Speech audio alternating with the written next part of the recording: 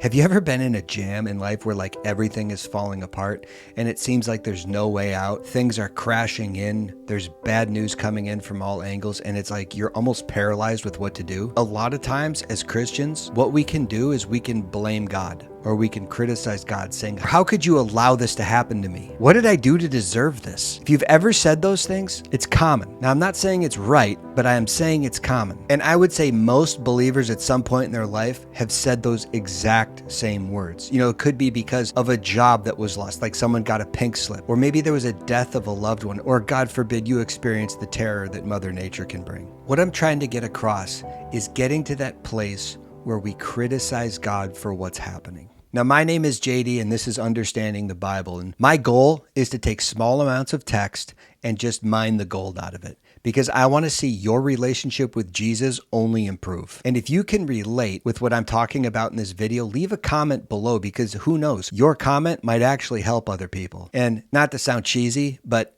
if you'd hit that subscribe button, I'd also help, because what it does is it just pushes this message out further. Thanks. I want to give you a little insight into my life so that you understand that you're not alone if you're dealing with this. I can remember feeling like I was punched in the gut when my wife called me as she was at the baby doctor. She was 11 weeks pregnant and I got a phone call from her, and instantly I knew that something was wrong. She told me that they didn't hear a heartbeat. And when she said that, my heart sank. My friend came over and watched my 3 other kids as I raced into town, and I met her at a different hospital where they had better equipment. And as that nurse at that better hospital was putting the equipment away, telling me that there just was no heartbeat, that my little baby had died, I can remember taking my hands and putting it on her stomach and praying to God that the God of resurrection would act in that moment. I prayed that he would resurrect my child, because I know that he was the one that raised Lazarus from the dead. He was the one that raised Jairus' daughter from the dead. And in fact, he himself, Jesus Christ, was raised from the dead on the 3rd day.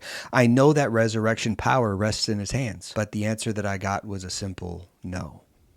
Then 5 months later, the exact same thing happened again. So in the course of a very short amount of time, my wife and I experienced 2 miscarriages, and it was awful. Now, in order to understand this a little bit more fully, I want to give you some background into the story that I'm about to tell you. Up to this point in the gospel, Jesus and his disciples had been working day and night. It had been hard work. In fact, the story actually says that there was so much work to do that there was not enough time to eat, because there were so many people coming from literally all over Israel in order to meet Jesus, because Jesus was taking care of problems for people. He was healing the sick, he was casting out demons, and he was teaching, and the word of him had spread so much that everybody had come to where Jesus was. But in this part of the scripture, Jesus tells his disciples they're going to go to, quote, the other side. Now, the other side, you have to understand, is a place where the Gentiles live. And while this does not mean much to maybe you or me as we kind of think in our Western mindset, this was the epitome of you do not go to that other. No Jewish boy and girl would ever go to the other side. And yet Jesus is saying, hey boys, we're done with ministry today here, but we're actually going to be going to the other side. And specifically what it says in Mark 4:35 is this. On that day, when evening had come, he said to them, let us go to the other side. The first thing you got to notice is it's evening. Their days had been extremely full. They had been working so hard, handing out food, doing things for Jesus, making sure that the logistics of their crew were taken care of. There's a lot of things that happen when you have thousands of people that want to hear one man. And this means they would have been exhausted. And of course, everybody understands, like when you take orders from your boss, it's one thing to take orders from your boss that you don't want to do when you're like, you got like your sleep meter is high. It's early in the morning. You're doing fine. But when you're exhausted and maybe your nerves are fried, this is when you start to get an attitude. This is when it's like, I don't want to do that. But yet the disciples get in the water, they get in the boat, and they push off with Jesus. But not only that, they're going to the other side. And the other side is the place where Gentiles live. This is where the people who are, quote, unclean live. This is where there's pigs. This is where there's idolatry. No good Jewish boy or girl would ever step foot into this land. But yet where does Jesus want to go? go. He wants to go right into that land because he has a mission that he wants to accomplish. So for the disciples, this would peg their internal anxiety meter at like a 10. And if you're a Christian hearing this, maybe a Christianese way of saying this is like, oh, they're moving out of their comfort zone. This is like they're moving way out of their comfort zone. This is something they would have never done. And for us looking back on this story, what we can see is Jesus is about to show his disciples or give his disciples an unforgettable lesson in the power of Jesus and the might of God. The next verse says, and leaving the crowd,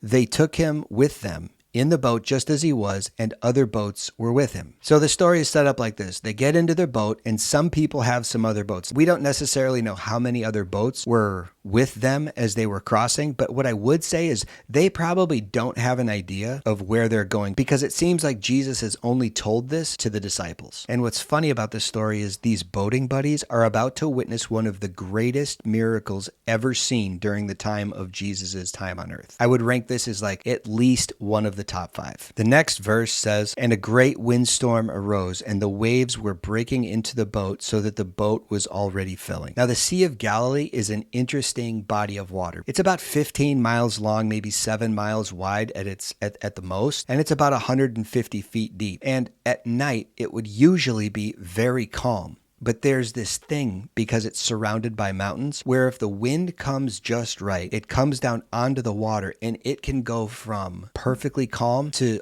up to 20-foot swells in a matter of minutes. So what's taking place here would be absolutely terrifying. The text says that the waves were breaking into the boat. And so you can imagine the disciples were rowing really hard and they're extremely terrified. And you got to remember that several of these guys, at least 4 of them, they're fishermen. So they're used to being on the water. It's not like these guys are first time on the water and they're getting kind of a little seasick. These guys have grown up on the water, but yet this storm is so powerful and so great that it is terrorizing them. And once again, their anxiety and their fear was so strong, they felt like they were going to die. And if you ask the question, okay, Jesus is in the boat, but where is he? This is a very good question to ask. But he was in the stern, asleep on a cushion. And they woke him and said to him, Teacher, do you not care that we are perishing? Jesus, in the middle of this storm, is asleep on a cushion in the back of the boat. Now, there's a lot of things that you can take from this, but let's just take one. How tired was Jesus from all the ministry that he had been doing that he's asleep in the middle of the storm? You have water breaking into the boat.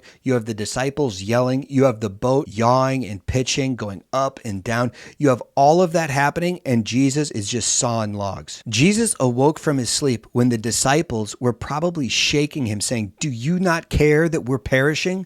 Look at the storm. Don't you see what's going on here? And you can hear the panic in the disciples' voice. And I would say if I was in the boat at that time with Jesus, I would be doing the exact same thing. I would be terrified of 5-foot swells in a boat that size. But if you got to 20-foot swells, this is a monster storm. But when you read what they say, it's criticism. They say, don't you care that we're perishing? They didn't say, hey, Jesus, we have a problem. There's a huge storm. Can you help us? Jesus, what should we do to solve this issue that's in front of us? Because this is bigger than anything we've ever seen. They didn't say that. What came out of their mouths was just straight criticism. But you have to remember what Jesus had said only a couple hours before. He said, we're going to the other side, which means in this situation with this group of men at this point in time, those disciples are untouchable. Like they literally can't die because Jesus has said, we're going to the other side. So if God has told the disciples, because Jesus is God, we're going to the other side, what's got to happen? They got to go to the other side. But the disciples have forgotten that because the storm they're in the middle of is so intense and so powerful. Their eyes are fixed on the storm. Their eyes are not fixed on what Jesus has said or what Jesus is doing. The story goes on and it says, and he awoke and he rebuked the wind and he said to the sea, peace, be still. And the wind ceased and there was a great calm. Now, the best way to illustrate how this happens is they're shaking Jesus and they're asking him in this criticizing tone, don't you care that we're perishing? And Jesus would have stood up in the back of the boat. He would have probably wiped the sleep from his eyes. He'd put his hands out and he would have said, peace, be still.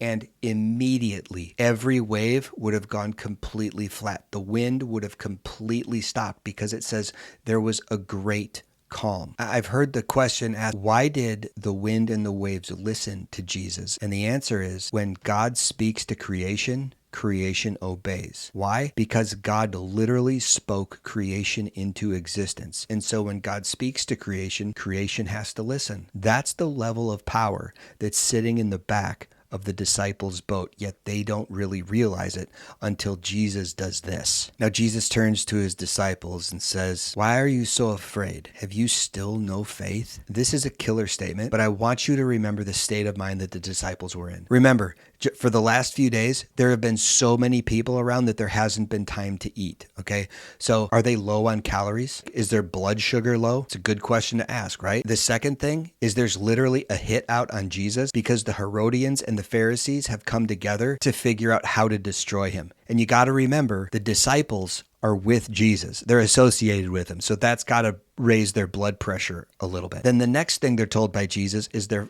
going to a place that they do not want to go, the other side. This is the last place they want to go. And finally, they're faced with the ultimate storm in the sea. So I would just say the disciples are being hit on all sides. From a worldly perspective, everything is going to go down in flames, and there's no way we're coming back from this. But Jesus rebukes them pretty harshly. The word afraid in that verse can actually be translated into cowardly fear. Let that sink in. Jesus is looking at his disciples after everything they've been through, and he's saying, "Why are you guys acting like such cowards?" What a knife to the gut. Like that stings, right? But that's actually what Jesus is communicating in this text. So what Jesus is saying is, why are you acting like such cowards? Have you still no faith? But the reason why Jesus is saying that is they don't realize who is in the boat with them.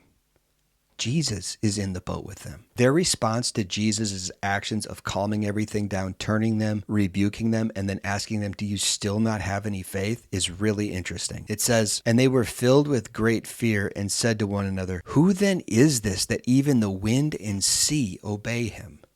And you can imagine, no one's ever talked to the wind and the sea and it obeyed their voice. So this is something totally new. This is something that nobody has ever seen before, and they are getting a front row seat to. Now think about also the boats that are with him. The boats that are with Jesus would have been in the exact same panic. They would have seen the exact same waves, the exact same wind, the exact same terror. And then all of a sudden, as they're looking across to Jesus's boat, they see Jesus stand up from where he wasn't standing before, because of course he was sleeping, and all of a sudden everything just quiets down, like something crazy had just happened. And the disciples in Jesus's boat are just filled with awe and fear in this moment. Now, there's a chance that they could have been recalling Psalm 89, verses 8 and 9. And that verse says, in part, "O Lord of hosts, who is mighty as you are, O Lord? You rule the raging of the sea. When its waves rise, you still them." So in this moment, Jesus is actually saying, "Hey guys, I'm God. You might want to listen to what I'm saying, so start having faith." What a lesson. They're getting a lesson in divine power. They're getting a lesson in who Jesus actually is. And this is a big deal. Now, an interesting note about this, when Mark had actually written this down, the Christian persecution in the first century had already begun. It's almost like this story is an analogy of the persecution that took place in the first century church. The disciples were about to be sunk at sea, just like the church was about to be sunk by its enemies. The Jews had infiltrated the church and tried to get it off course, and the Roman government had come in with violent oppression in order to crush the church. But yet Jesus Christ is the one that's in the boat with both the disciples and that early church. The disciples had to rely on Jesus' power to get to the other side. The early church had to rely on Jesus' power in order to survive and grow. And guys, it did, because you and I are talking about it today. So the Jesus power in this story is totally real. And I also want to say that Jesus looks at these disciples and says, "Why are you walking in this cowardly fear?"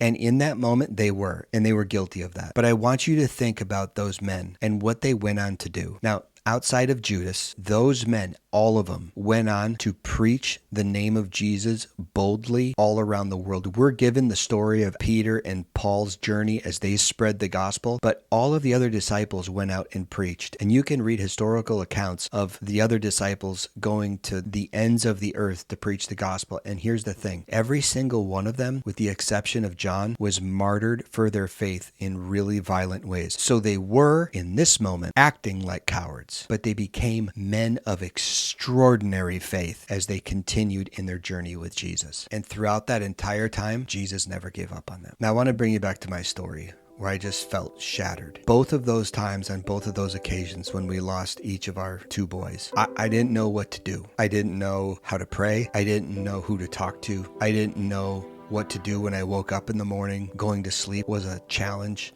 I didn't know what to eat. It's just like I was completely stuck because the grief in that moment was so strong. And if I'm being completely honest, I started to ask the question, why did you let that happen to me, God? Like, why did you do that to me? And what that was I was coming to God with that same critical spirit. I was acting with cowardly fear. I wasn't walking in faith, and I had to wrestle with that. It took me a while to get through that, to the point where I wasn't blaming God, but yet I was still able to grieve the loss of my children. Now, the Lord is good. And in that situation, several months later, my wife was pregnant again. And this time, the pregnancy was full term. And she gave birth to an amazing baby boy. And we named him Sam Benaiah, because the first child that we lost was named Sam. And the second child that we lost, we named Benaiah. And so we just named Sammy. We named him after the two that didn't make it. And I don't have answers. I don't understand why that happened. But what I can say is I am so grateful for my fourth child, whose name is Sam, who's 11 years old today, who's the most outgoing, caring, and empathetic little guy you've ever met in your life. I'm so thankful to God that he gave me him. You know, why did it take losing two? I don't know. I don't have answers for that. And for you, I don't have answers for your problems, but I can tell you what, Jesus was in my boat. Even as I was just torn up, Jesus never left me. And if anything, he strengthened me through that. Now, I'm not perfect, and I still fall into this from time to time, but I can tell you what, I'm stronger today than I was then. And I'm more like Jesus today than I was back then. Now, when I'm 80 years old, I'll be much further along in my walk because I will have had that much more time for Jesus to refine me. So the question for you, where are you walking in fear instead of faith? I know that it can be difficult, but I want you to know this. Jesus is walking alongside you in your boat. He doesn't leave you. In this life, we experience problems. We experience things like losing a job, losing a loved one, or maybe even being persecuted for our faith in Jesus. But yet the truth is, he never leaves us. He's always with us, and he loves you more than you can ever comprehend. Thanks, and I hope this helps.